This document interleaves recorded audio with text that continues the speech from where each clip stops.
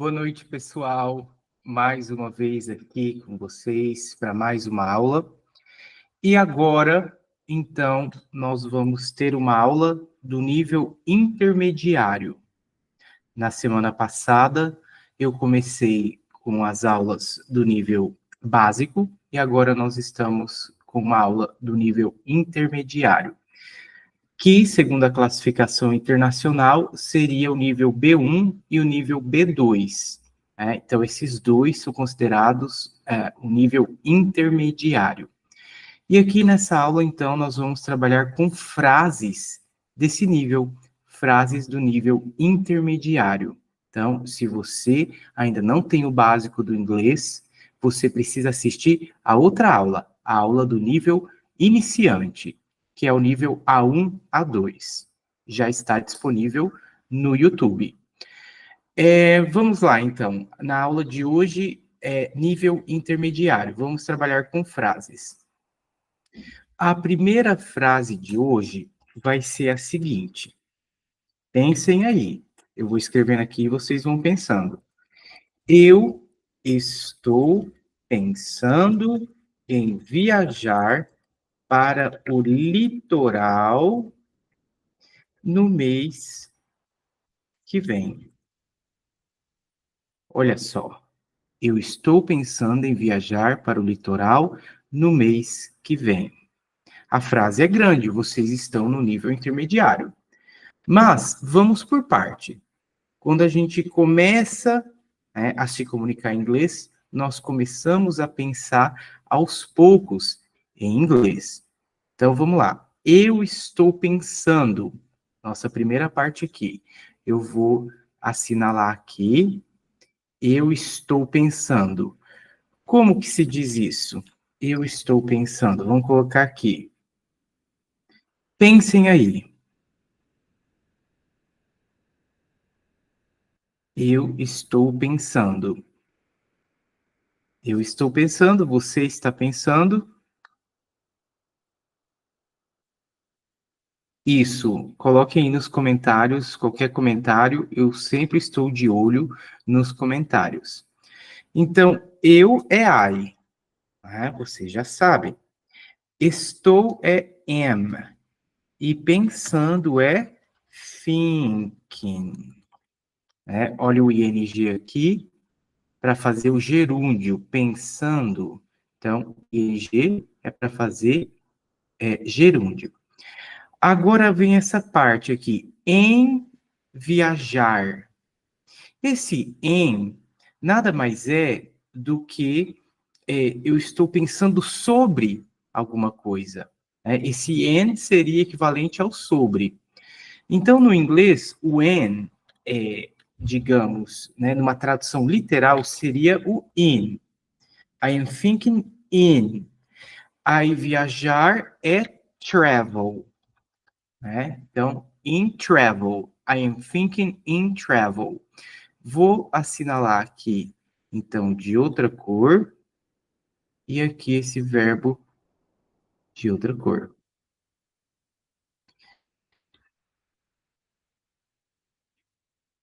Ok, isso somos nós pensando em português. Em inglês, não é assim. Porque não existe I'm thinking in. Dá para entender? Dá para entender, mas só que não é assim que eles falam. Como é que seria, então? No lugar desse in, tem que ser about. Ok? Por quê? O verbo think, ele pede a preposição about. É uma exigência dele. Então, eu não falo I'm thinking in. Eu falo I'm thinking about. Eu estou pensando sobre. Eu estou pensando em.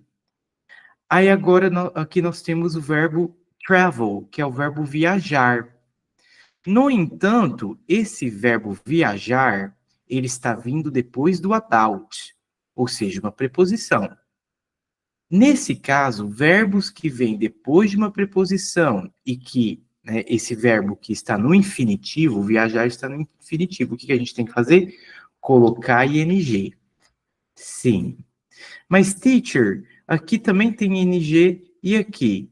Sim, são dois ING, mas cada um com um significado. Aqui o ING é o gerúndio. I am thinking. Eu estou pensando.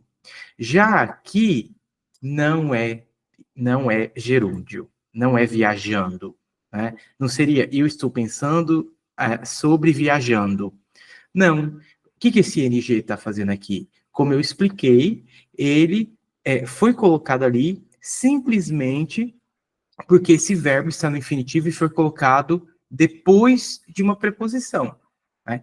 Isso que vocês precisam entender, os detalhes da língua inglesa, né, para que vocês pensem da forma correta e venham a falar da forma correta para serem melhor compreendidos. Claro, a gente nunca vai falar perfeito, assim como nós não falamos nem o português. Né? Então, a gente tenta dar o nosso melhor. Se a gente vai conseguir, é outra história, mas pelo menos tentar a gente precisa. Ok, então aqui eu estou pensando em viajar. I am thinking, a gente já fez, vamos sinalizar aqui também. About seria when. E viajar, que aqui está como traveling.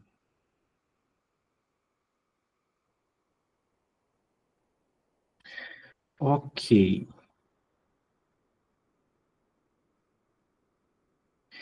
Agora, para o litoral. Para o litoral. Esse para é o to, né? Para. E o litoral. Talvez vocês não conheçam a palavra litoral, mas vocês tenho certeza que vocês conhecem uma palavra parecida com litoral ou a ideia de litoral, né? Que seria the beach, a praia, né? Mas a praia não é litoral, então eu vou ensinar aqui para vocês litoral, né? Para que vocês tenham aí uma nova palavra no vocabulário. Então, o litoral seria the coast, the coast. Então, para o litoral. To the coast. Então, I'm thinking about traveling to the coast. Eu estou pensando em viajar para o litoral. Agora vem essa parte aqui. No mês que vem. No mês que vem. Vamos lá, então. Aqui nós temos no. Como é que é no em inglês? Coloquem aí no chat. No. Vamos pensar. No é em mais o. Tá? Então, seria in the, no, né? No é in the. Mês que vem, mês é month, e que vem, o mês que vem é o próximo mês. Como é que a gente fala próximo em inglês? É isso, next.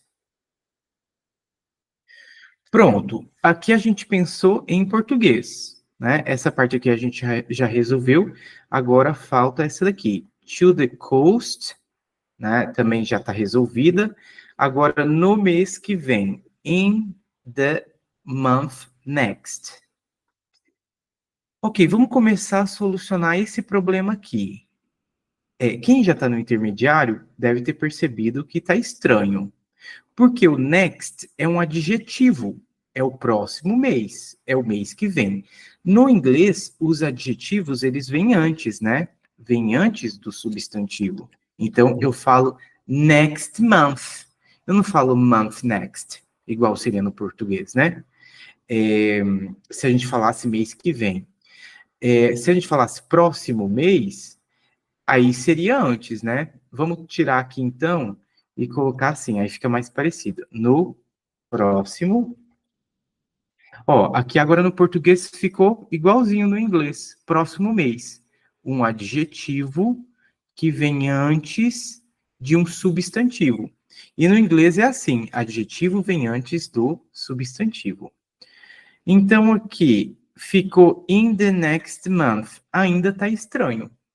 Por quê? O next, essa palavrinha next, ela, no momento que a gente coloca ela, ela proíbe a gente de colocar o the e colocar o in. É direto, vai direto para o next. Então ficou assim: I'm thinking about traveling to the coast next month. Estou pensando sobre ou em viajar para o litoral no mês que vem ou no próximo mês. Tá? Então, é assim: a gente precisa pensar no português e depois ir adaptando, né, para o inglês. Essa foi nossa primeira frase. Vamos para uma segunda frase agora. Você poderia me explicar como funciona esse aparelho? Vocês estão na academia e tem um aparelho novo que vocês não sabem ainda trabalhar com ele, não sabem, né, fazer os exercícios nesse aparelho. Então, vocês vão virar para o personal trainer e perguntar: você poderia me explicar como funciona esse aparelho? Vamos lá, então, por partes. Você é you, né? You. Agora, poderia. Poderia, no inglês, é uma palavra, quando eu estou, né, pedindo algo a alguém, um favor, um conselho, eu uso essa palavra como uma forma polida, uma forma educada de pedir alguma coisa. E a palavra seria could. Agora, explicar, né? Me explicar seria me, né? Porque me em inglês é me, e explicar que é explain. Ok, vamos parar por aqui e vamos ver o que pode ser melhorado aqui. Porque aqui a gente está pensando no português e eu estou fazendo o caminho que vocês fazem, né? Pensando e depois vocês vão fazendo os ajustes na mente de vocês. No início é mais lento, mas com o tempo isso vai se tornando mais automático, mais natural. Tudo é uma questão de prática, então nunca parem de praticar. Escreva uma frase qualquer, pense numa frase qualquer em português e tenta traduzir ela para o inglês. É essa atividade que vocês precisam fazer, porque é assim que o cérebro funciona. Você pensa no português e depois passa para o inglês. Ok, então você poderia me explicar. You, você. Could, poderia. Me, né, e me explicar, explain. Mas aqui nós temos uma pergunta. Vamos colocar assim esses três pontinhos, porque a frase não acabou, e vamos colocar isso aqui já sinalizando que é uma pergunta. Nas perguntas, o que que acontece? Nas perguntas, algo acontece na frase. E o que que seria isso? É a inversão, né? O could tem que vir para antes do you, que é o sujeito. Então, ficaria could you, agora ficou me explain. Por quê? No português a gente fala me explicar. No inglês, esse explain, né, ele pede uma preposição que é o to, explicar para. Quem explica? Explica alguma coisa para alguém. Então, esse to é o para. E daí o me, que é a pessoa, né, a minha pessoa, o me, ele tem que vir para cá, depois do to. Então, could you explain to me? Você poderia, né, ou poderia você explicar para mim? Isso ao pé da letra. Agora tem o como funciona esse aparelho. Como é how, né? Agora, funciona. Tentem lembrar-se como é que é o verbo funciona.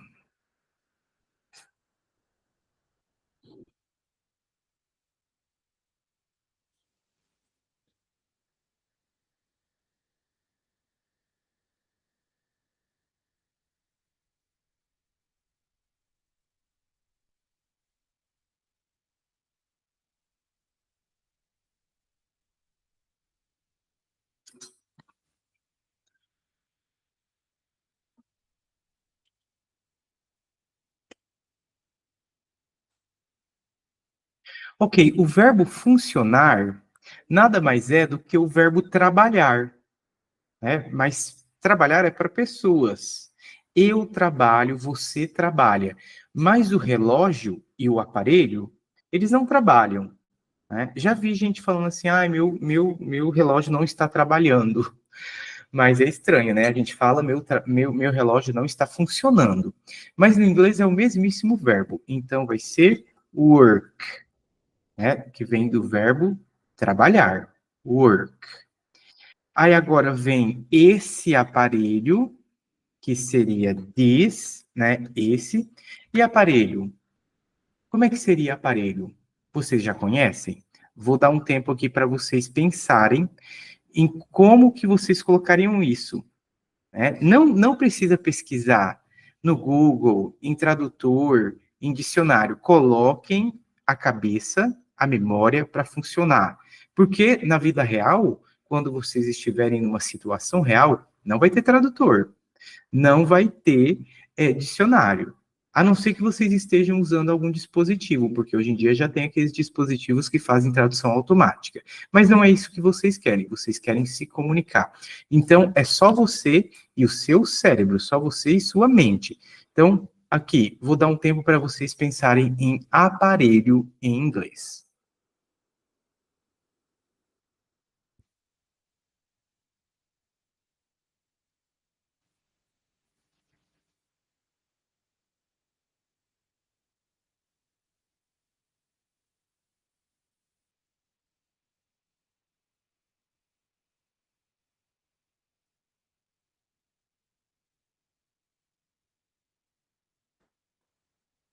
Muito bem. Então, quem lembrou-se vai saber que é device. Device significa aparelho ou dispositivo.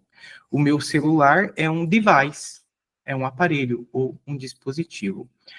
Ok, então pronto, né? Pensamos aqui nesse restinho de frase. How work this device? Isso aqui é a gente pensando em português, né? A partir do português, aliás. Agora a gente precisa adaptar. Como é que vai ficar, né, no inglês?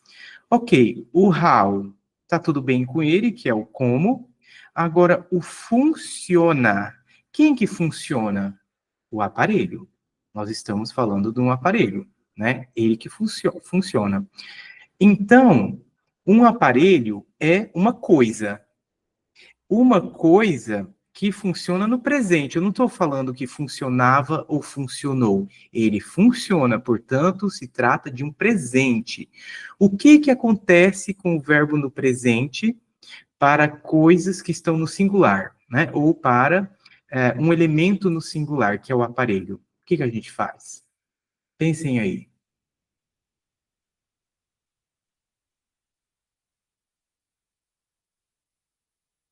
Isso mesmo. A gente coloca S no final do verbo.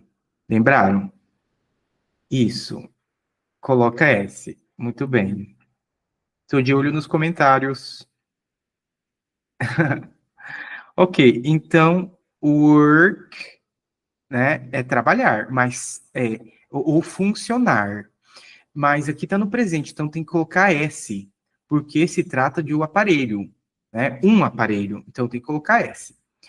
É, ok, this device, tudo bem. Então vamos ver como é que ficou. Could you explain to me how works this device?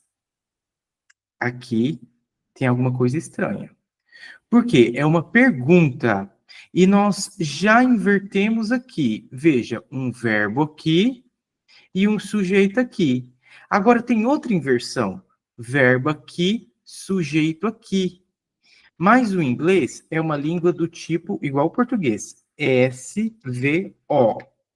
Sujeito mais verbo mais objeto. Né? Isso nas afirmativas. Né?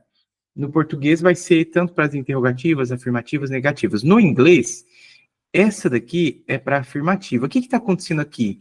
Não pode ter duas inversões, porque a pergunta mesmo, a pergunta ela está nessa primeira parte aqui, ó. você poderia me explicar? Agora, como funciona esse aparelho não é uma pergunta, é uma afirmação, apesar de parecer uma pergunta. Não é uma pergunta, é uma afirmação. Vamos lá, então. Se não é uma pergunta, nós temos que inverter o que está aqui. Né? Então, work, que é o verbo, tem que vir depois do sujeito. Pronto. Aí fica assim. Could you explain to me how this device works? Ótimo. Could you explain to me how this device works?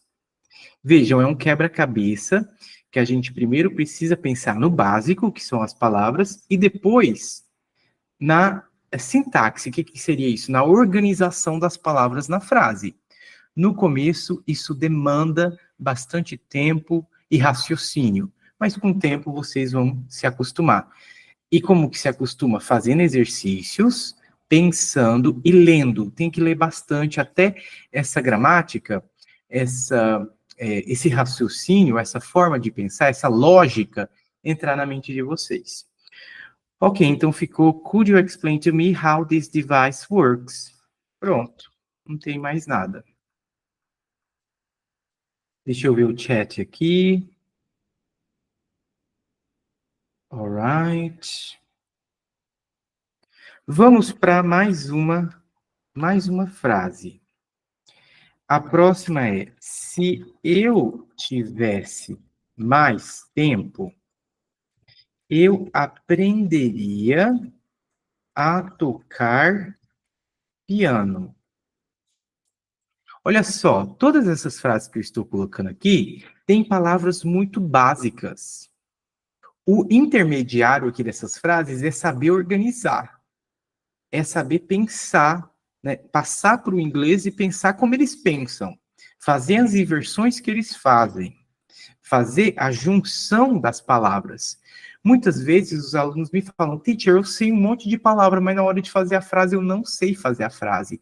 Por quê? Porque você não está fazendo esse tipo de exercício, que é um exercício básico para você pensar em inglês, partindo do português. Não tem como partir de outra coisa, né? Tem que partir do português. Ok, então vamos lá. Se eu tivesse mais tempo, eu aprenderia a tocar piano. O se, como é que é o se? É uma palavra bem básica, que é o if, né? If. Eu é I, tivesse. Se eu tivesse. Isso é algo no passado, né? Se eu tivesse mais tempo, porque eu não tenho. Se eu tivesse.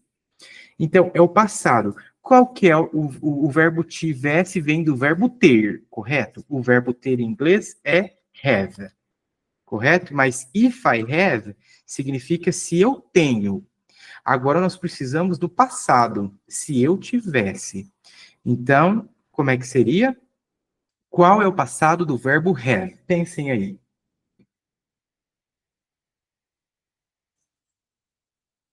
Isso, o passado do verbo have é o had. Had. Então, if I had, se eu tivesse.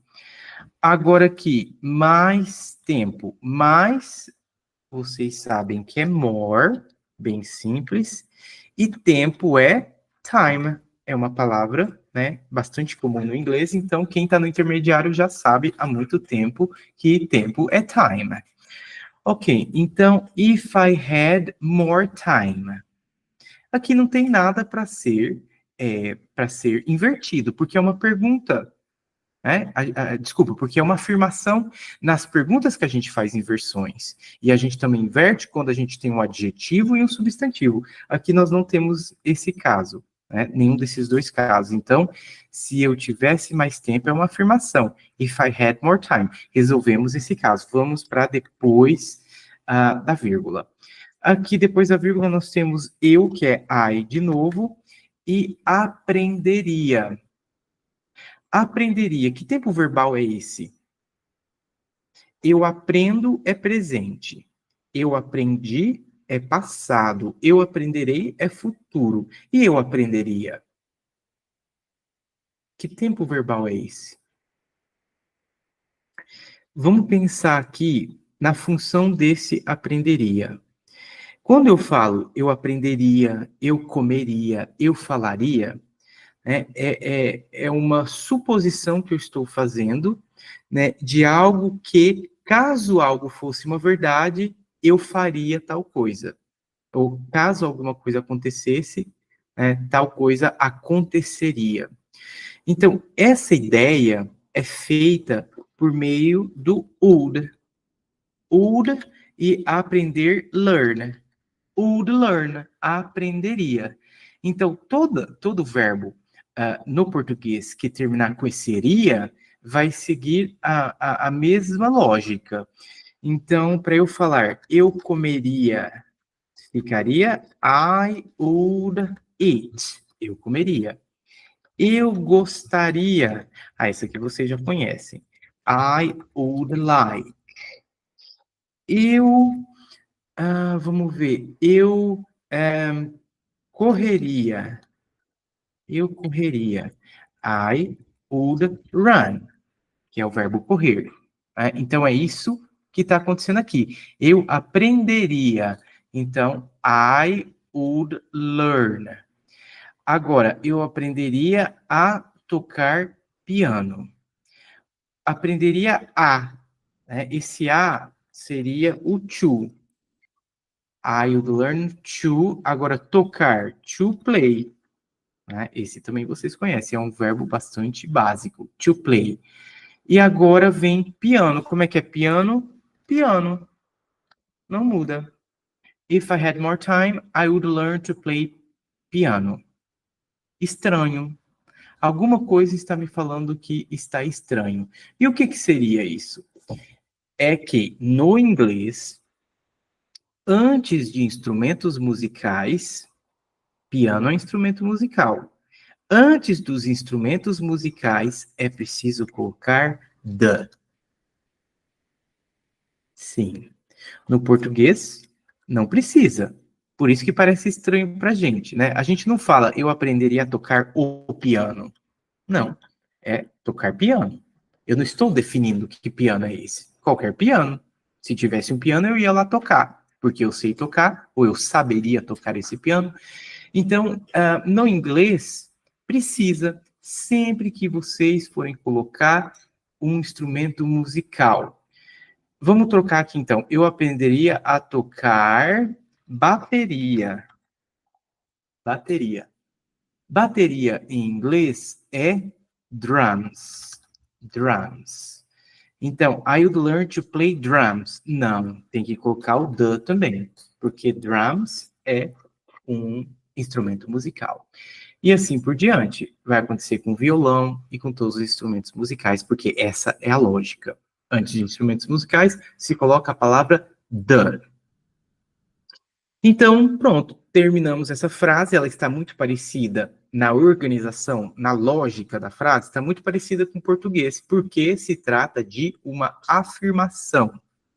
If I had more time, I would learn to play the drums. Aqui, esse would, não nos esqueçamos que ele pode ser abreviado, né, e simplesmente colocar um apóstrofo de. I'd learn, ou senão I would learn, dá na mesma. I'd learn, I would learn. Só muda a forma com que você escreve. Muito bem, é isso aí, nossa terceira frase. Agora vamos para a nossa quarta frase. Eles disseram que o filme foi foi muito emocionante. Vamos colocar assim. Eles disseram que o filme foi muito emocionante. Pensem aí, então, vamos por parte. Né? Eles. Como é que é eles? They. Disseram. Disseram é um passado, correto? Porque eles dizem é o presente, eles dirão é o futuro e eles disseram é o passado. E como é que é o verbo dizer em inglês? Pensem aí, verbo dizer. Isso, já colocaram ali. Say. They say. Mas aqui say é dizer. They say, eles dizem. Nós precisamos do passado. Eles disseram. Qual é o passado do verbo say? É um verbo irregular. Então tem que ir lá na lista dos verbos irregulares. Quem está no intermediário sabe o que é um verbo irregular, né? Então, say é dizer. O passado disse, eu disse, você disse, eles disseram, é said. Assim. They said. Eles disseram. Agora nós temos que o filme foi muito emocionante. They said. Esse que. Eles disseram que. Esse que é feito com o that. Né? Agora, o filme. O filme é the movie. Okay? Gente, todas essas palavras, ou a maioria dessas palavras, tem outras formas de serem ditas. Né?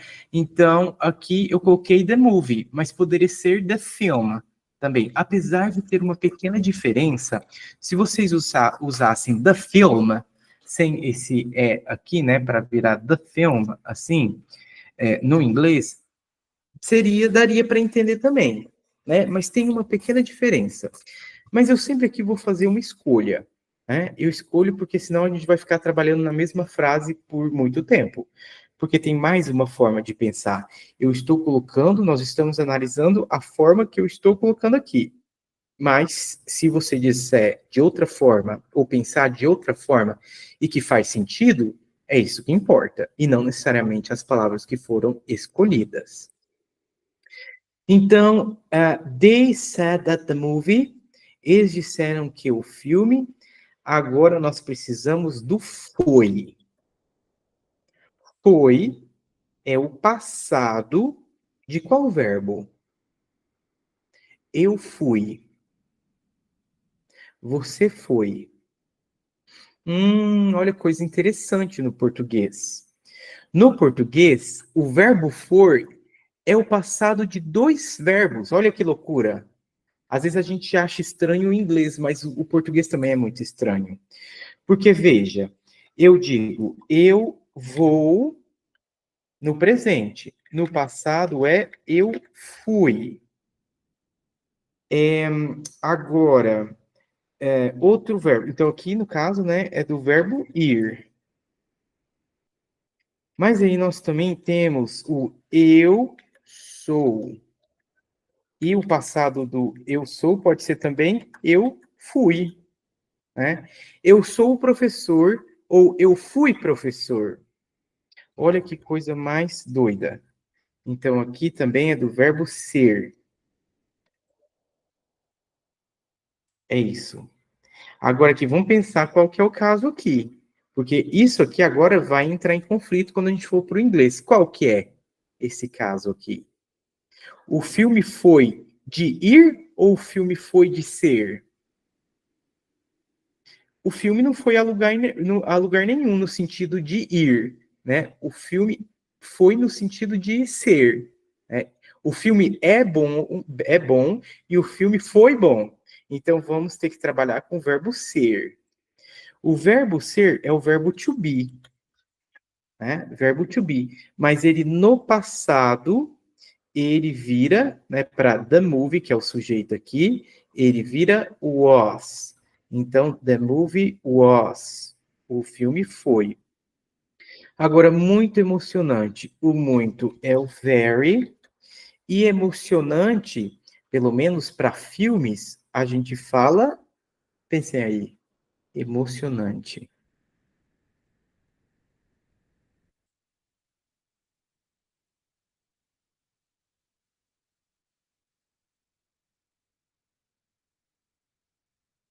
Emocionante para filmes é exciting.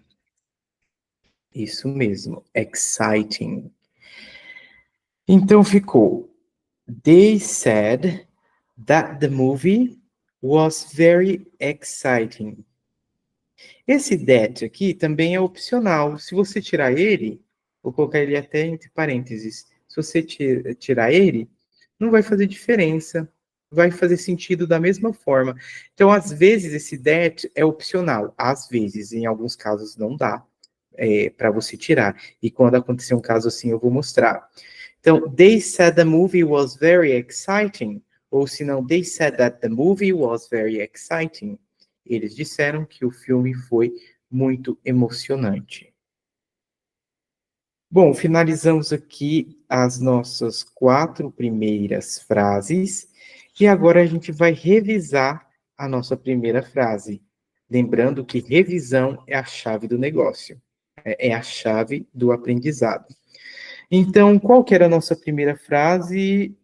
Eu estou pensando em viajar para o litoral no próximo mês.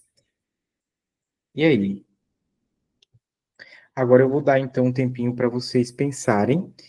Não consulte o material de vocês. Não procurem na internet. É só você e a sua mente, mais uma vez. A gente acabou de ver. Nós vimos na aula de hoje. Então, tenta colocar o seu cérebro para funcionar. Vamos lá.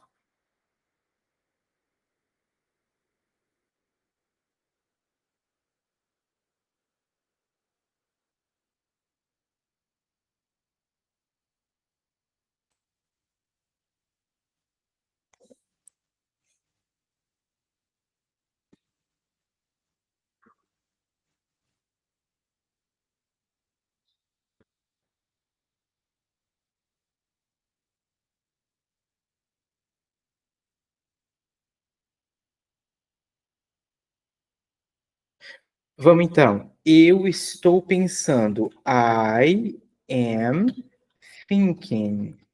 Eu estou pensando aqui, né? Tudo bem. Agora, nós vimos lá da primeira vez que esse am não pode ser o in. Não pode. Tem que ser o about, porque o verbo think, ele pede o about, ele exige. Não existe think in, existe think about. Então, vamos colocar o about aqui. Agora, viajar é travel, mas ele vem depois do about, que é uma preposição, então nós temos que colocar ing nele, ok? Gente, às vezes se eu der um tempo para vocês e for muito curto para vocês pensarem, é só pausar o vídeo, né, e pensar. Assim que vocês terminarem de pensar, retoma o vídeo e veja a correção, né? Porque às vezes a gente não tem muito tempo para aula e o teacher vai, né, vai acelerando a aula. Então, pausem quando for necessário. I'm thinking about traveling. Esse ing por conta do about, mas continua sendo um infinitivo. Agora, para o litoral, to the coast. Eu ensinei para vocês que litoral é coast. To the coast. Agora, no próximo mês, no é in the, aí próximo é next e mês é month. Ah, muito bem, mas só que next não precisa de in the. Então, vamos deixar sem. Apenas next month. Sempre que aparecer next, vai ser essa mesma regra. Não existe in the next. Teacher, mas e se eu esquecer e falar? Tudo bem, a casa não vai cair. O mundo não vai cair, nada demais vai acontecer. Mas é o que eu sempre falo: o meu papel como professor é mostrar a forma mais correta possível, a forma, né, do inglês gramaticalmente correto. Mas, se vocês esquecerem, paciência, não se cobrem tanto na prática, né, na hora de atuar mesmo, de falar em inglês. Ok, então revisamos a primeira, vamos agora revisar a segunda frase. A segunda frase era: você poderia me explicar como funciona esse aparelho? Você poderia me explicar como funciona esse aparelho? Ok, mais um tempo para vocês pensarem. E se o tempo for curto, pausem o vídeo e depois retomem com a correção.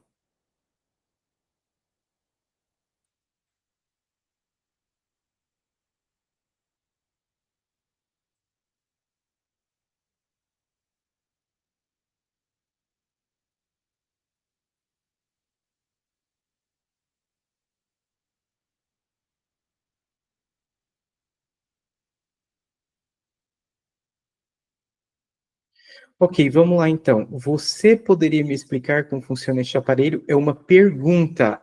Nas perguntas, nós precisamos de inverter. Então, poderia, could, que, como eu disse, é uma forma polida, educada de se falar. Aí depois nós precisamos do sujeito, que é o you, é você. Aí agora, me explicar. Nós vimos que o verbo explicar é explain. Explicar, explain. E esse verbo explain, ele exige a preposição to. Aí sim eu coloco me. Explain to me. Me explicar ou explicar para mim. Agora vem o como, que no inglês é how.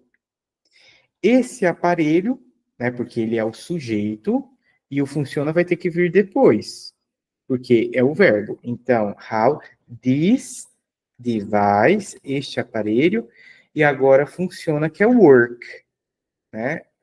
Mas é um presente, então tem que colocar S no final. E pronto. Então, could you explain to me how this device works? Muito bem.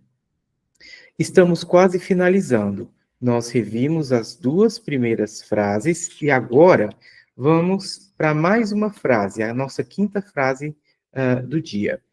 Então, aqui, a quinta frase vai ser: a reunião que tínhamos marcado, a reunião que tínhamos marcado foi cancelada de última hora.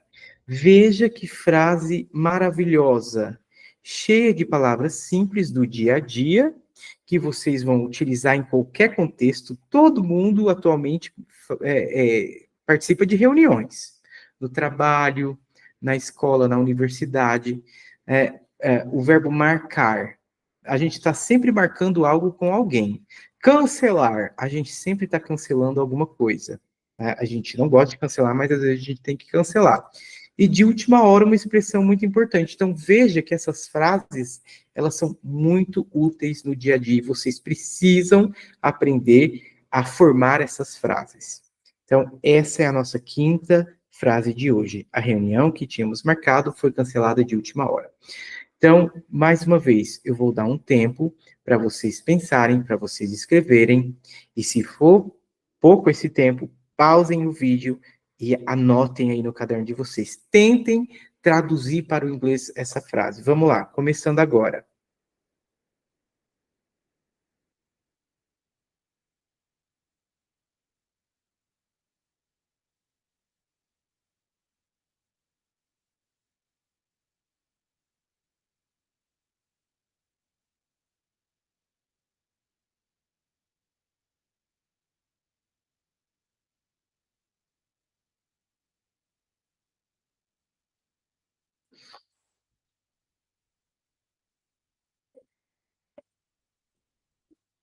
Ok, então vamos lá. A reunião.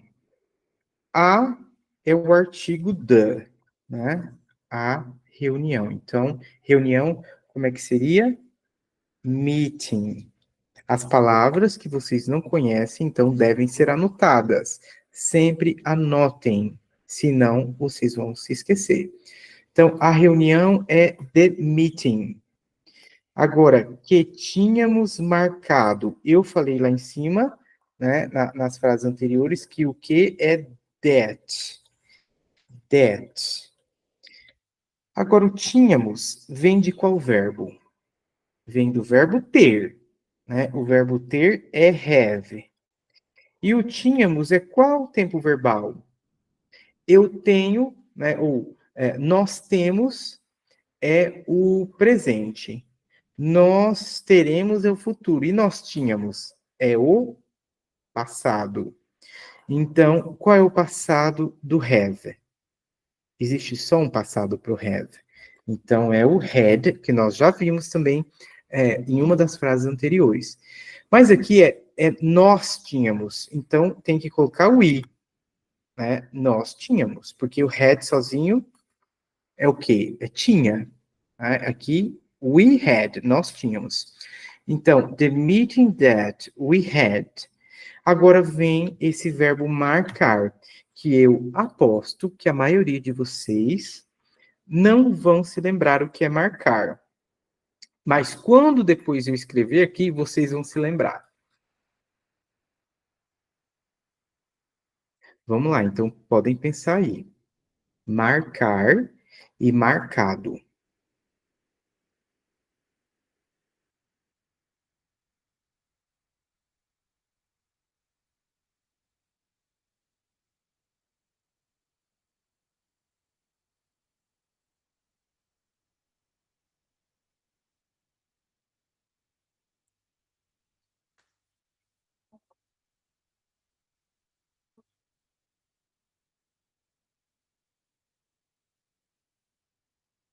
Ok, o verbo marcar é o verbo schedule.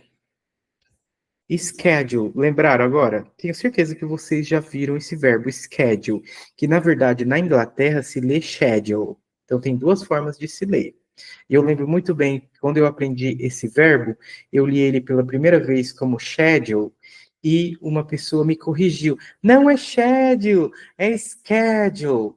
Aí depois eu peguei o schedule para sempre, eu fiquei com ele na minha mente. Aí depois, quando eu me tornei professor, que eu fui ver, né, fui pesquisar, ouvi alguma frase, ouvi em algum lugar que pode ser também schedule. Então, é interessante. Esse verbo tem duas leituras, né, duas pronúncias. Schedule, ou se não, schedule. Agora, ele está marcado. Ele é, né, marcado é um particípio. Como é que a gente faz o particípio? Colocando ed no final. Mas aqui já tem é. Então, não preciso colocar mais um é e d. Não, coloca só o d. Então, marcado é scheduled. Ok, agora foi cancelada. Esse foi, a gente já viu ali em cima. O foi, né, que é no sentido de ser, ou de estar. A reunião está cancelada, ou a reunião foi cancelada. Então, vem do verbo ser e estar. E lá em cima nós vimos como é que é? Como é que é o foi do verbo to be, do verbo ser? Ah, sim, was. Então, the meeting that we had scheduled was, que é o foi. Agora, cancelada é outro particípio. O verbo cancelar é o verbo cancel, cancelar.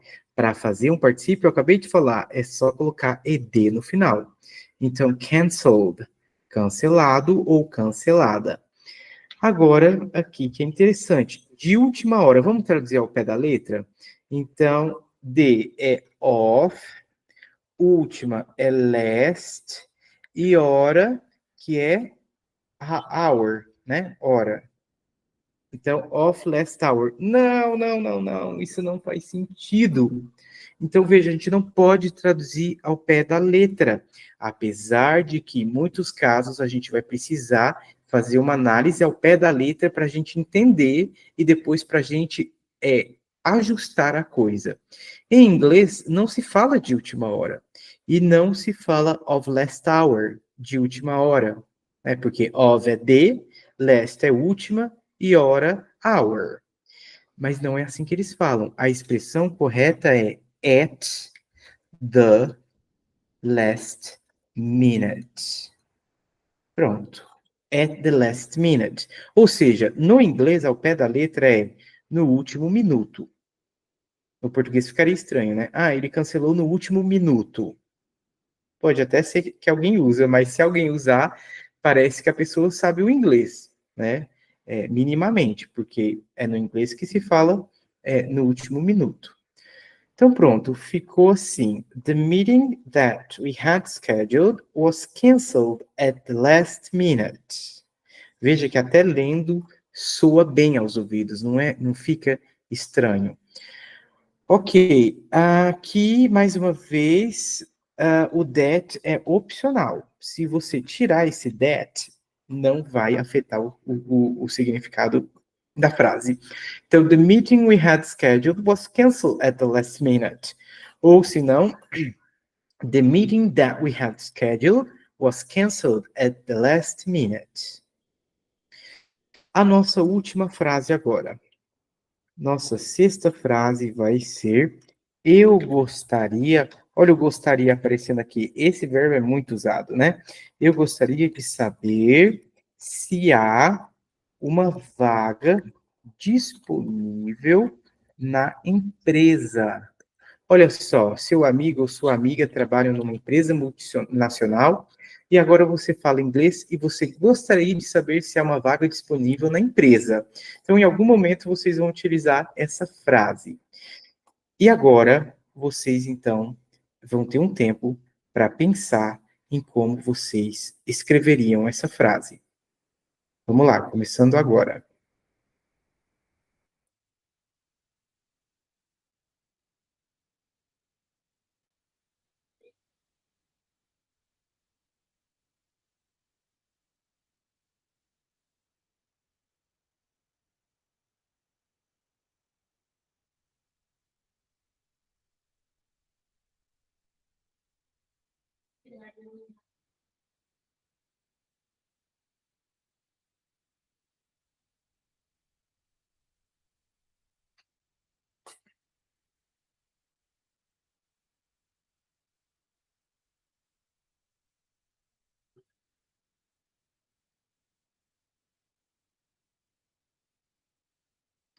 Ok, muito bem, vamos corrigir? Se não foi o suficiente, pause o vídeo agora e vai terminar essa frase. O mais importante é tentar. Não desistam dessa tentativa porque ela é valiosa.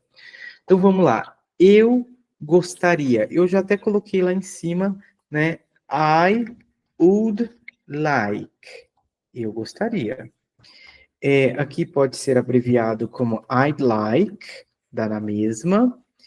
Agora, de saber, eu gostaria de saber. O de é o of e saber é to know. Eu gostaria de saber. I'd like of to know. I would like of to know. Não. Esse of não precisa, tá? Não precisa desse de saber. Eu preciso de, né? Desculpa, eu gostaria de. No inglês, não é necessário colocar esse de. Então, I'd like to know. Eu gostaria saber. No inglês, eu gostaria saber. Parece, né, aqueles dialetos nativos, né? I'd like to know. Eu gostaria de saber. Se é if, nós já vimos. Agora vem esse famigerado a.